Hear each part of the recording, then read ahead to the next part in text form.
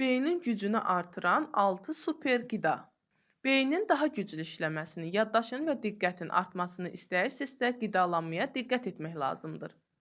Həmin qidalardan birincisi qozdur. Qozun tərkibindəki omega-3 yağ turşuları diqqəti və yaddaşı gücləndirir.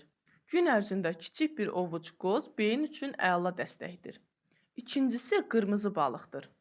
Onun tərkibindəki sağlam yağlar beynin enerji təminatını artırır və düşünmə sürətini yaxşılaşdırır. Üçüncüsü qaragilədir.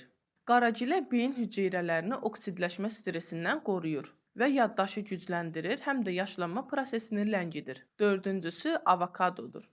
Bu meyvə qan dövranını yaxşılaşdırır və beyinə daha çox oksigen çatmasına kömək edir.